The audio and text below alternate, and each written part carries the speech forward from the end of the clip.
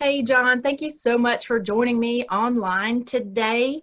As you and I've discussed, this video is going to be shared with all of our fund holders and friends at the Athens Area Community Foundation. And just to connect them to who you are and what you do, will you tell me a little bit about yourself and your involvement with our community foundation?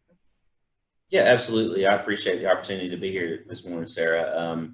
So my name is John Williams. I own W&A Engineering. We're a land planning, civil engineering, surveying firm here in Athens, Georgia. Been around for about 20 years.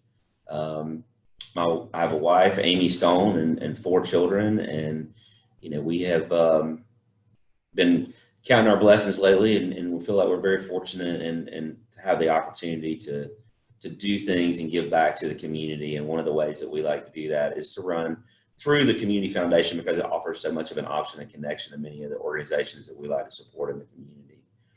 Well, thank you so much. And you've had a really great idea through talking with leadership at Clarke County School District. Will you tell me a little bit about a need that you see for students and how we can help support that work?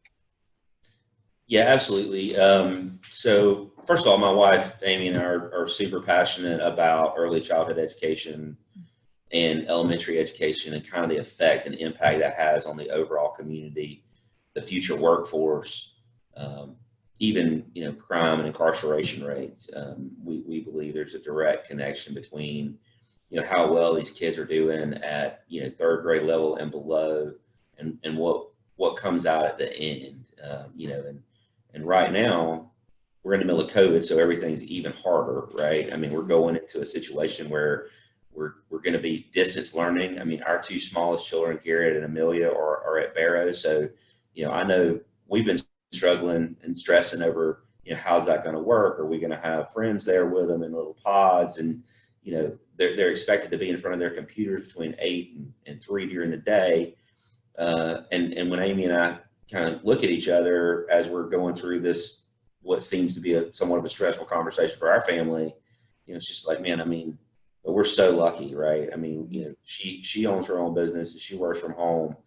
We have a setup at our house where where it can be quiet and kind of a nurturing environment. But so many of our children in Clarke County, particularly those that live, below the poverty level, don't have that. And that's where we feel like we can make the most impact is, how can we give back during COVID? How can we give back to something that we're really passionate for?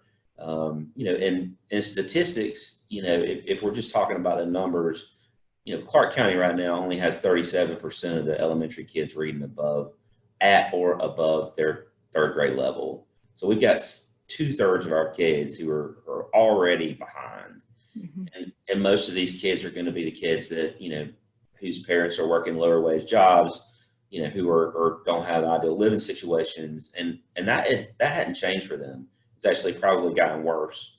And, one of the things we were talking about the other day is, hey, with this distance learning, how are these kids going to manage that? I mean, we're very fortunate that Amy's there to help our children, but, what's going to happen to the kids whose both their parents work, or, they have to go to the Boys and Girls Club, which is fantastic to be able to, be in a learning environment. And that's a long way to get around to your question, but when my social responsibility coordinator for W&A Engineering sent out something from the Clarke County School District the other day asking for supplies, the one thing that really caught my eye was, headphones with mics. And so I contacted Lawrence at the school system, who's a friend of mine and Amy's, and just said, listen, man, like, what are we talking about here?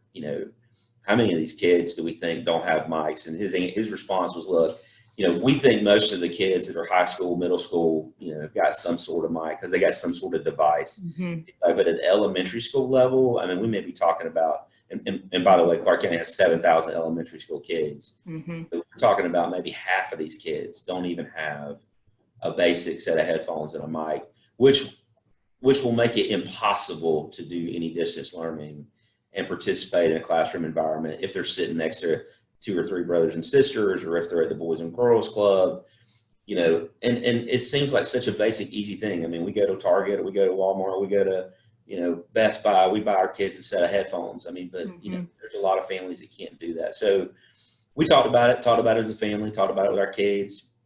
we also wanted to do something that our kids really recognized as, as us giving back to the community. Mm-hmm. So, what Amy and I decided to do is we're gonna provide 1,000 pair of headphones for Clarke County School District kids, and Lawrence is going to take care of getting them in the hands of the people that need them. That's wonderful. Yeah. And but you're saying there's 7,000 elementary age children, which means, if we could target half of those young people receiving access to, and these are high quality headphones that mitigate noise. They're not the cheapo headphones that you can get at the dollar store. Right. And having small kids and even big kids. I mean, I've watched our smaller children especially try to use kind of the in-ear earbuds. We could get those with mics for $5 or $6 a piece. But fortunately, through our, and a lot of businesses use places like this, but, they're kind of our swag providers, people you get pins and, the stress balls and all that stuff from. That one of our groups also has a set of really nice children's headphones that are over-the-ear headphones that kids can manage, and they have a mic that come with a built-in mic. That's perfect. Yeah, and we got the price down so far, we think, to around $15-16 a pair. We're still working on them to try to get them down a little bit more, but that's what we're looking for right now. And what Lawrence said the need was 3,500 pair. So what I would, if there's a way that the Community Foundation can help us find, 5 other families that contribute enough dollars to buy 500 pair of headphones a piece, then we get to 3,500. We're going to do the first 1,000. We're looking for somebody or some groups to step up or some families to step up and maybe help us get to 3,500, so we can make sure that every kid in the school district, and we don't know how long this is going to last. We don't. Right. I mean, at the end of the day, that's the biggest fear for everybody, I think, that's going through this is, are my kids going to be home for, are we going to be home till Thanksgiving? Are we going to be home till after Christmas? Are we going to be home all year? And look, these kids are already behind. We cannot afford to let the kids that are behind, that we already talk about how wide the gap is, right? Whether you're talking about the poverty gap, poverty wealth gap, or the education gap is already here. We take these kids that are already behind and don't try to support them and put them in an environment where they can keep up. It's just going to get worse this year during this COVID mess. So. Well, I love this ask. And so to recap, I'm hearing that you and Amy, through your family philanthropy and involving your kids, which is top notch, because that's how we make the next generation of philanthropists, are committing to 1,000 pairs.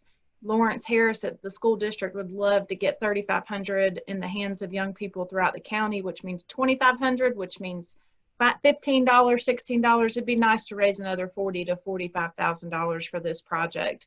I will be using this video, like I said, John, in an email to donors, making a couple of one-on-one phone calls, but this is one of those great tangible asks where our families can participate in knowing that they've done some incredible work to support the young people virtually at home during this very difficult time. Thank you so much for the idea and for the opportunity to share this message with our donors today. No, it's fantastic. We're glad to do it. I mean, as we look around and count our blessings and how fortunate we've been. I mean, COVID's been tough on us too. Bottom lines at companies are eroding, and we're fighting on that front as well. But we're so much more fortunate than so many of our families in Clarke County, and we just want to figure out a way that we can help give back. Thank you so much, John. Thank you so much to you, Sarah.